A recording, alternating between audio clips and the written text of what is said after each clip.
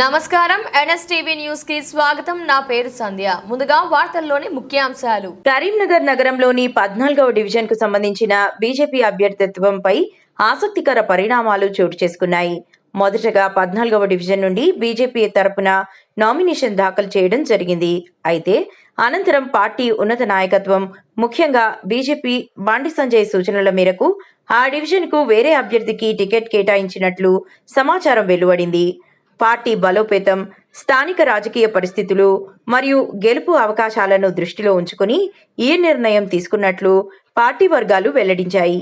అలాగే ఈ నిర్ణయం పార్టీ మార్గదర్శకాల ప్రకారం తీసుకున్నదని, పార్టీ ఆదేశాలను గౌరవిస్తూ తాము ఇతర నిర్ణయాలకు అనుగుణంగా వ్యవహరిస్తున్నామని అన్నారు. 14వ డివిజన్ బీజేపీ అభ్యర్థిగా నామినేషన్ వేయడం జరిగింది.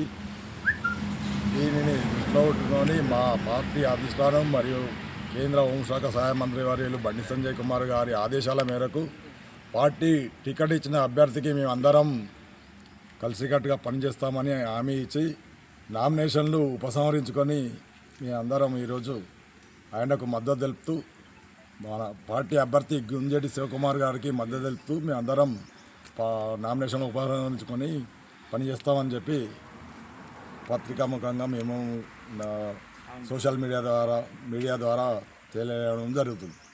నా పేరు రాచకొండ కొమరయ్య, 14వ డివిజన్, చింతకుంట. 14వ డివిజన్ ప్రజలందరికీ నా నమస్కారం. మరి బీజేపీ పార్టీ నుంచి మేమందరం టికెట్ కావాలనుకున్నది నిజమే. మేమందరం సంజయ్ అన్న సూచన మేరకు విత్డ్రా అయినాం. బీజేపీ అభ్యర్థి గుంజేటి శివకుమార్ గారిని పార్టీ ఇక్కడ అభ్యర్థిగా ఖరారు చేసింది. మరి 14వ డివిజన్లో తప్పకుండా బీజేపీ పార్టీని గెలిపించలేకనా మేమందరం పనిచేస్తాం. కార్యకర్తలమందరం ఒకటేనాం. రేపు ప్రొద్దున ఏ పార్టీకి కూడా అవకాశం లేకుండా మన బీజేపీ పార్టీ వ్యక్తిని ఇక్కడ అత్యధిక మెజారిటీతో గెలిపించాలని చెప్పి ప్రజలని కోరుతా ఉన్నాం. మరి రానున్న రోజులలో మున్సిపల్లో బీజేపీ జెండా ఎగరడం ఖాయం. మరి మనకి ఇక్కడ రోడ్లు కానీ, లైట్లు కానీ, అండర్ గ్రౌండ్ డ్రైనేజ్ సిస్టమ్ కానీ ప్రతిదీ అభివృద్ధి చేసుకోవాలి. తప్పకుండా ఆ అభివృద్ధి కావాలంటే బీజేపీ పార్టీ మన చింతకుంటలో ఉండాలి. 14వ డివిజన్లో తప్పకుండా బీజేపీ పార్టీని గెలిపిస్తాం. కార్యకర్తలందరం ఒకటయ్యి శివన్నను గెలిపించి సంజయ్ అన్న దగ్గరికి పట్టుకోతామని చెప్పి మేము అందరికీ చెప్తా ఉన్నాం, తెలియజేస్తూ ఉన్నాం. తప్పకుండా బీజేపీ పార్టీ మేయర్ కొడుతుంది. తప్పకుండా మున్సిపల్ కార్పొరేషన్ల మేయర్ స్థానం బీజేపీది ఉంటుంది. 66 డివిజన్లలో 60 డివిజన్లు పాత స్మార్ట్ సిటీలు ఉన్నాయి.